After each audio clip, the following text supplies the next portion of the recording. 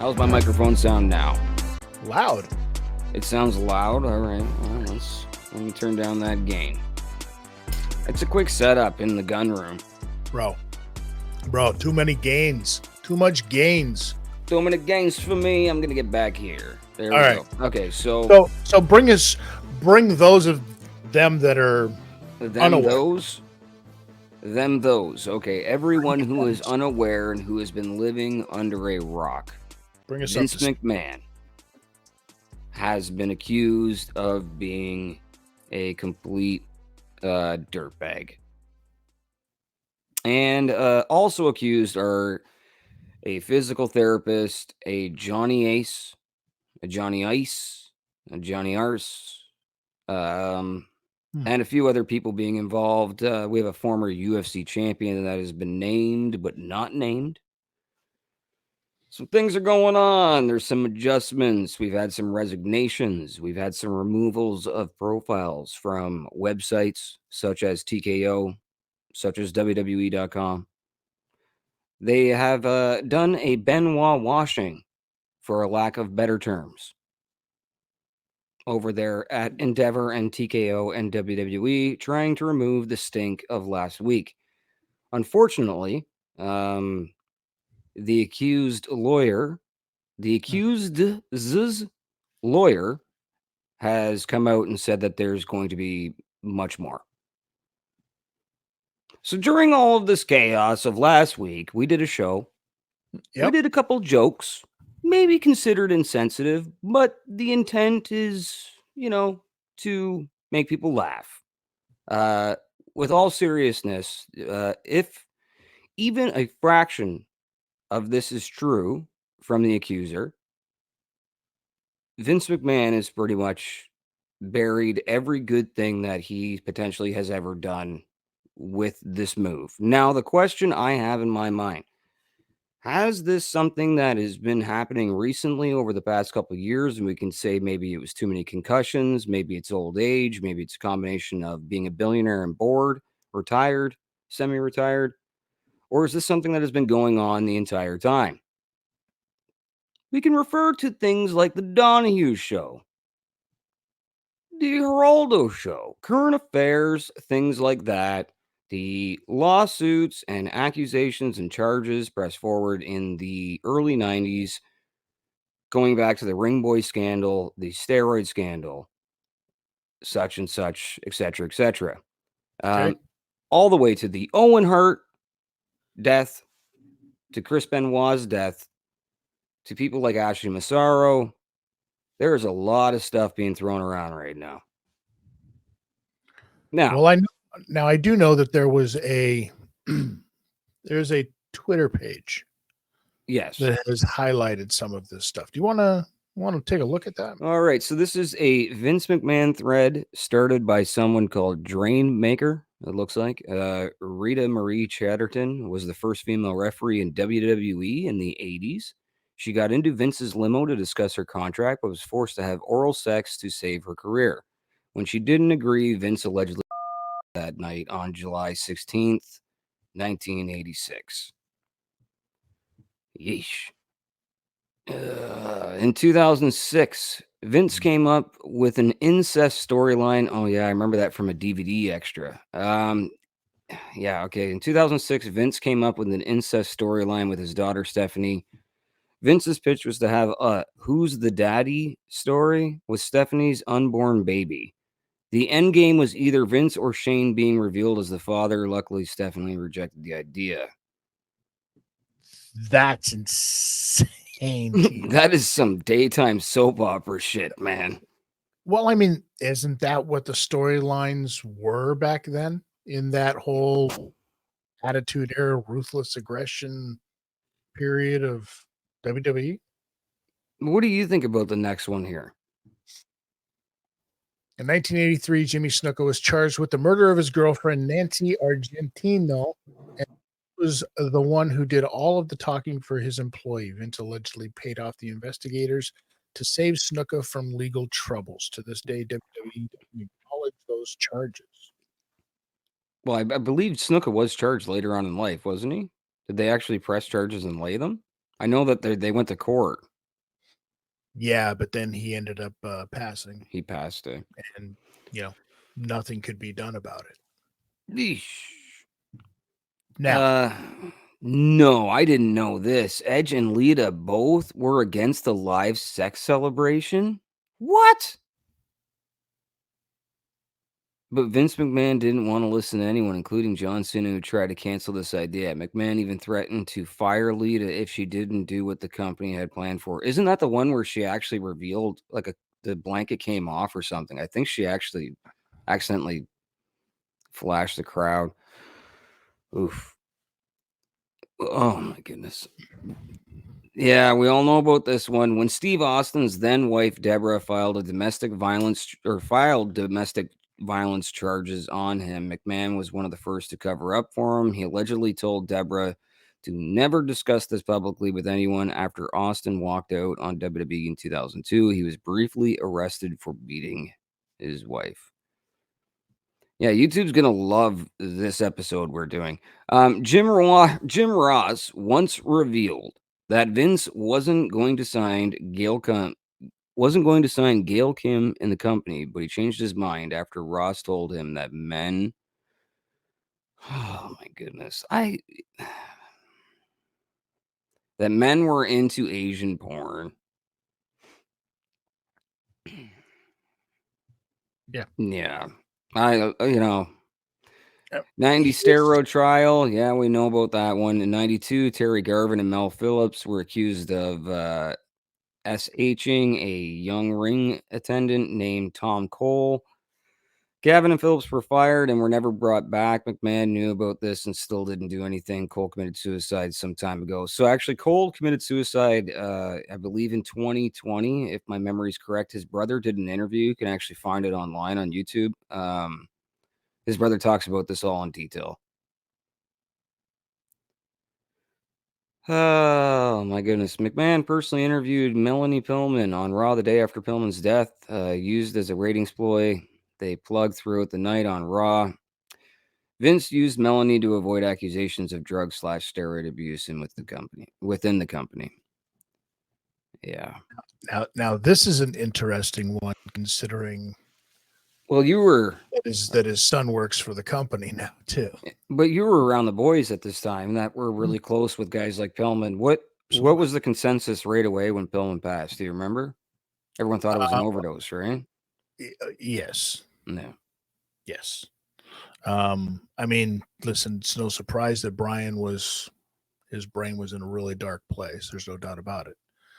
To say that any of us do, no. I mean, I did, you know. But it's always been a thing. It seems like. I mean, listen, WWE did the same thing when Owen passed. Yep. The entire arena should have been shut down as a crime scene. Made no sense. But as soon as they kept the show going, now it's tainted. Now they can't look at anything. You know what I mean? It's just weird kind of stuff, right? And here's the thing: not that all of this stuff that we're talking about here.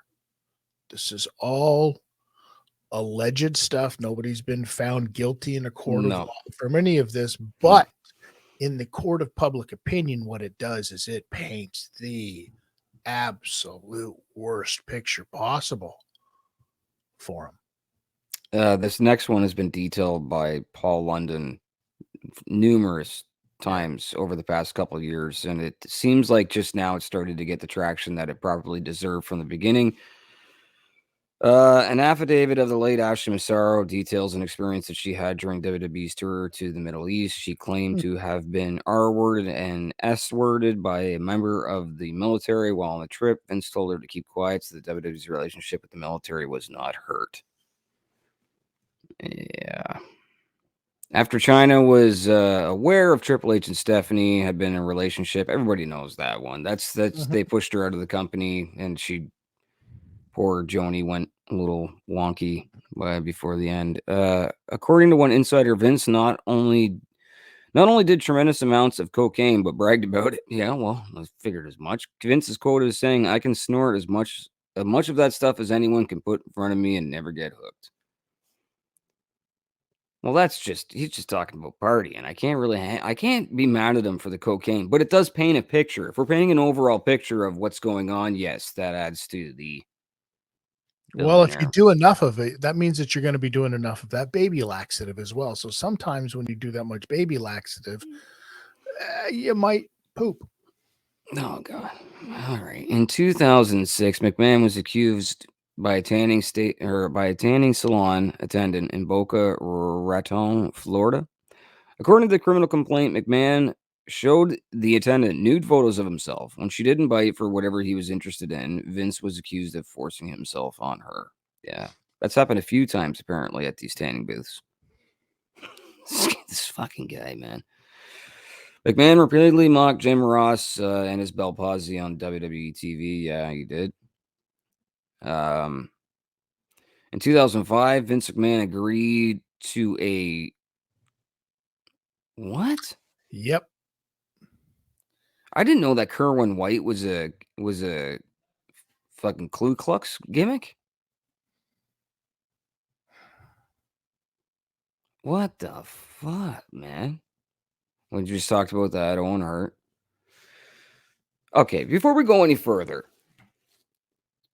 there's been rumors for years that have never even really made headlines that I've heard throughout being in. Actually, there was one that I heard before I even got into the business. I was a child actor on set. Yep.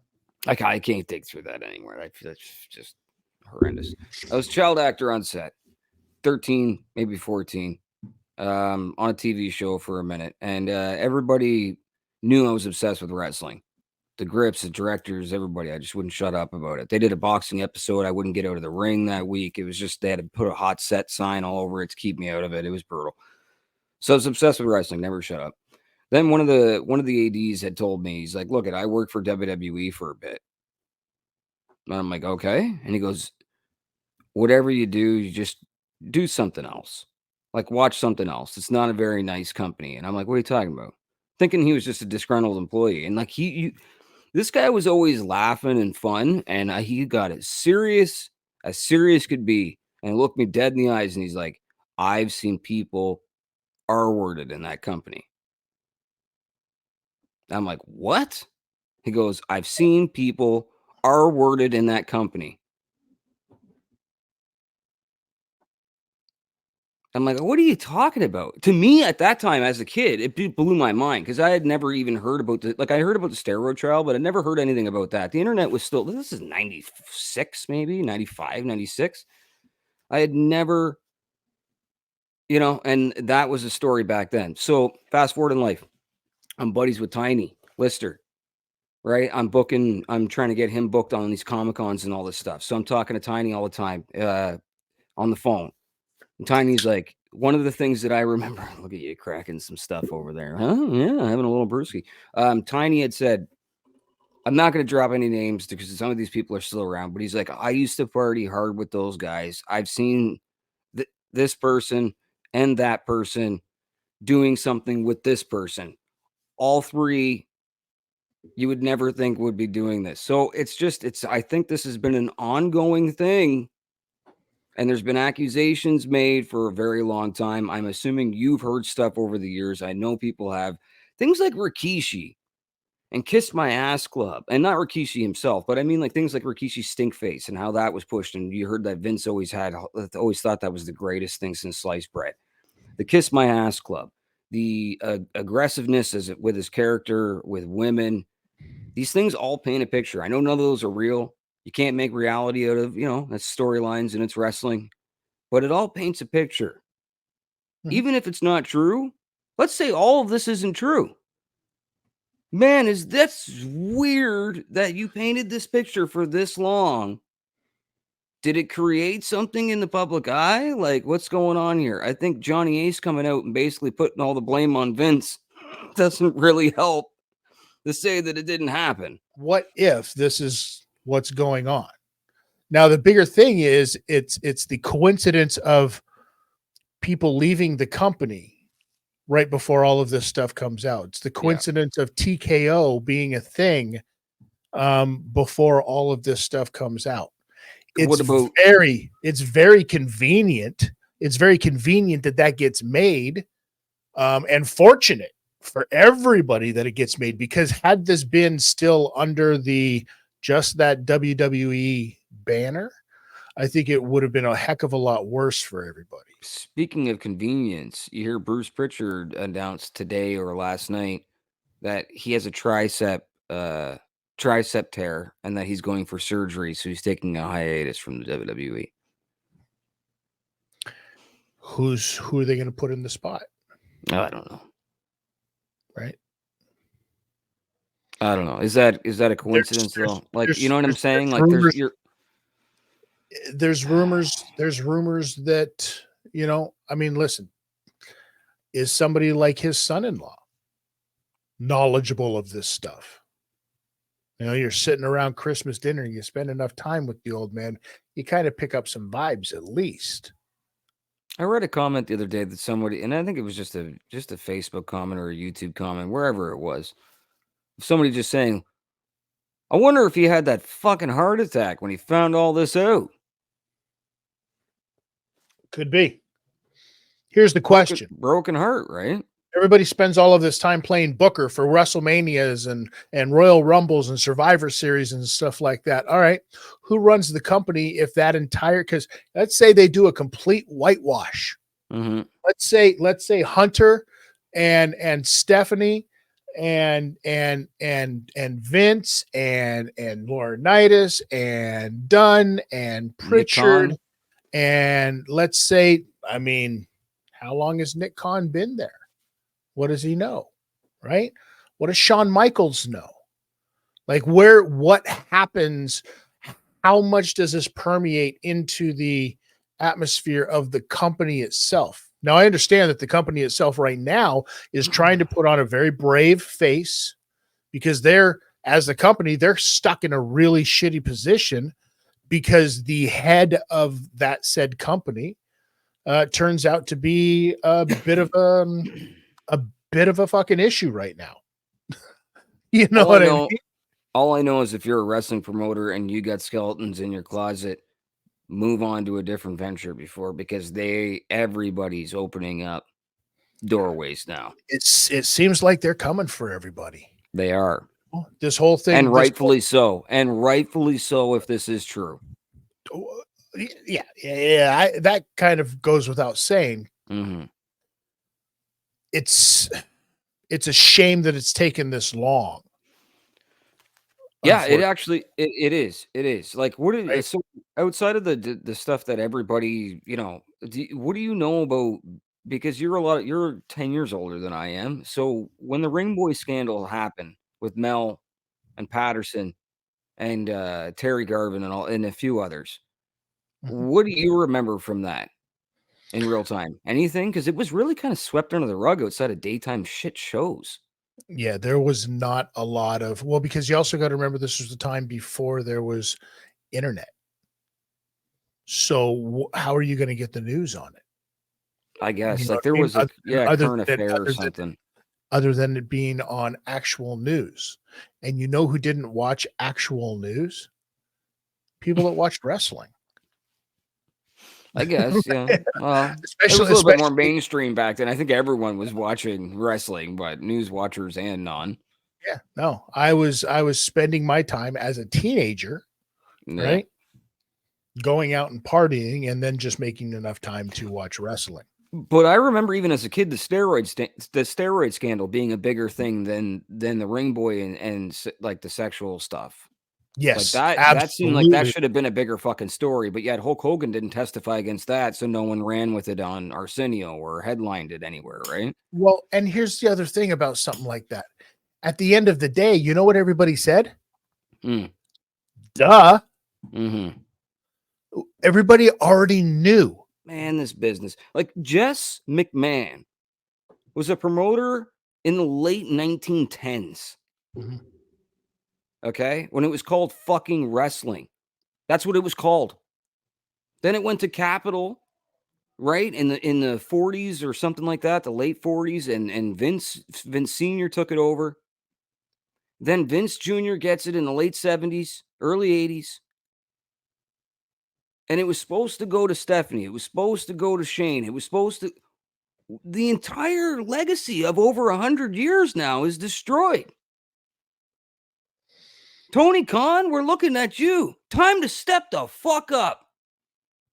Well, here's the thing. This is what I'm saying. Who is the next level? Yeah. Who would be the people to take over that company? Yeah.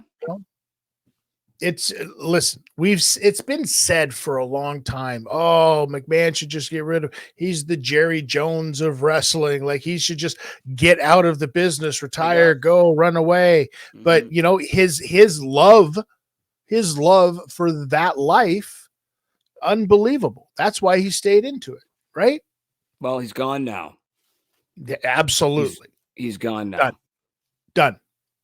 One thing that I hope out of all of this, I think if anybody was a victim, my hearts are with you. I hope you get what you deserve and 10 times more.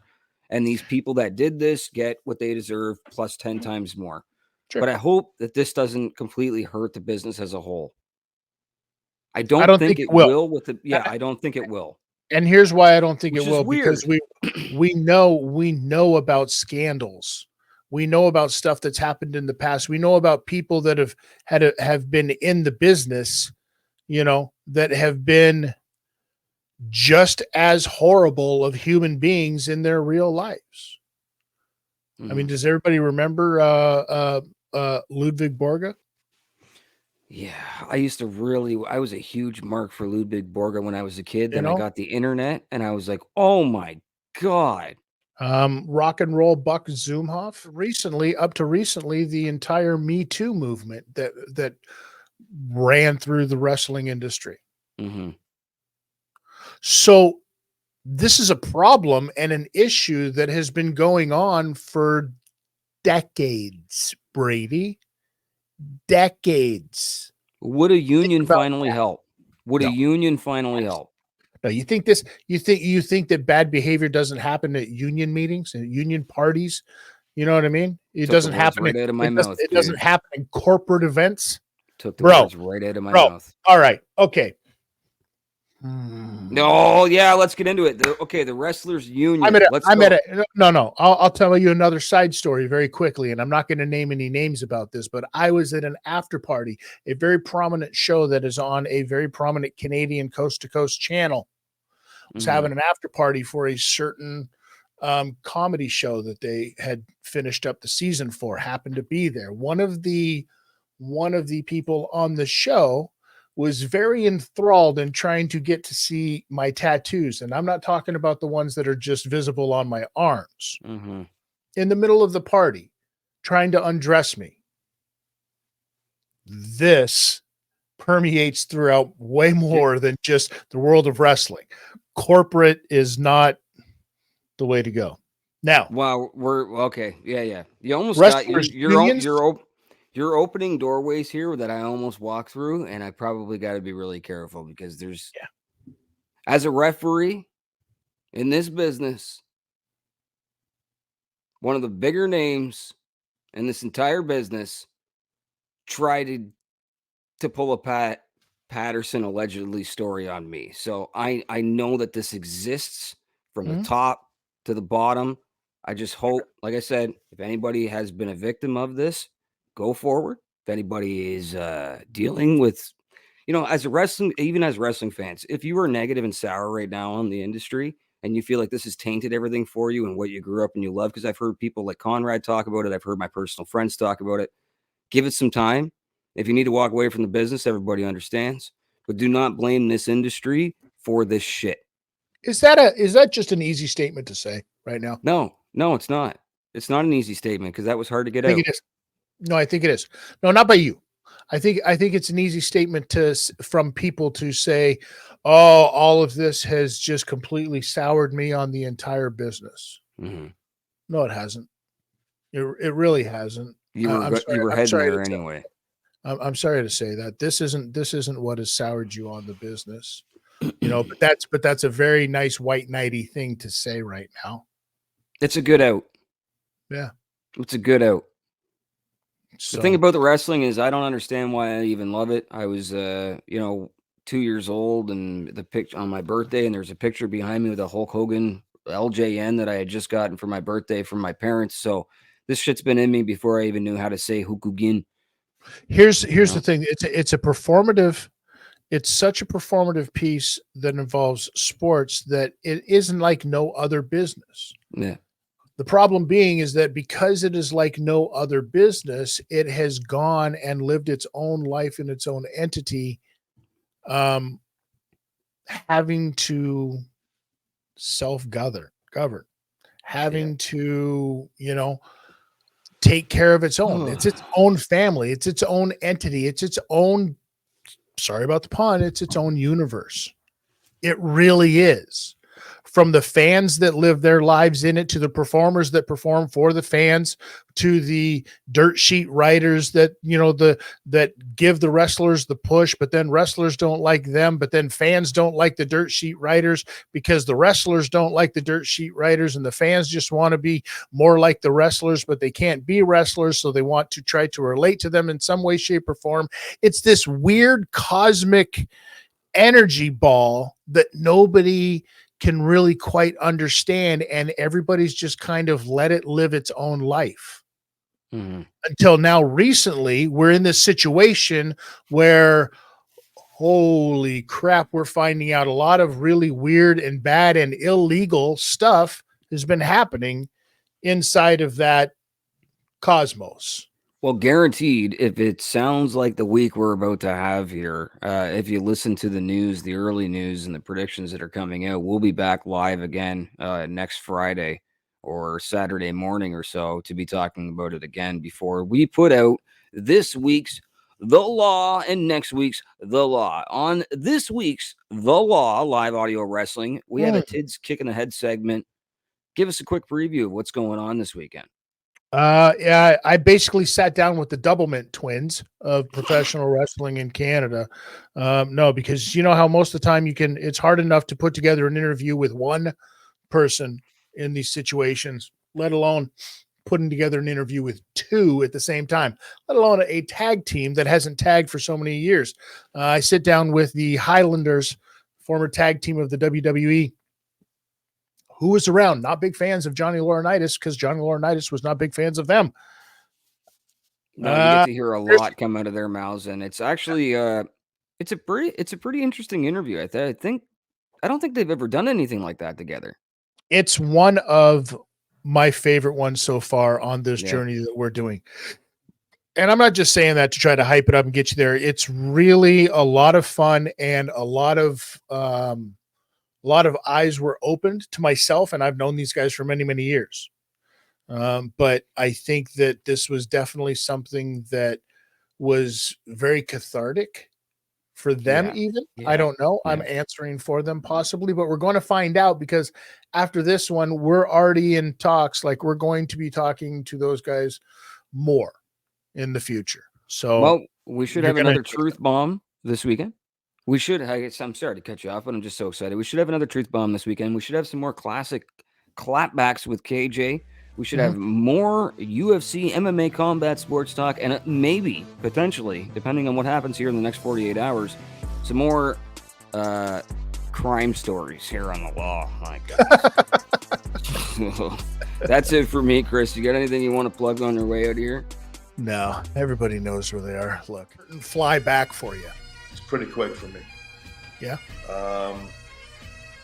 Robbie, you can lead with this one. I know how I feel. You know my feelings on it, man. Well, my situation's a little different than you, and I know where you stand, and I think, that needs to be said, and then, there's my side of the story. And first thing out the gate, we're getting paid 4 times more than anybody else. Hunter was coming up to me and he's like, man, you guys got it. Aaron said that me and Robbie were the last of the old school journeyman tag teams. He's like, there's nobody like you anymore. Johnny Ace was always against us anyhow. He didn't want us. He wasn't fans of ours like Vince or on TNA television. After Jeff Jarrett was like, "Hey, this will be a funny idea." That was the thing, 100%. Absolutely. Here's my question though, and they knew what the outcome was going to be. How come they didn't offer you a job? Because that would have been even bigger ratings for them.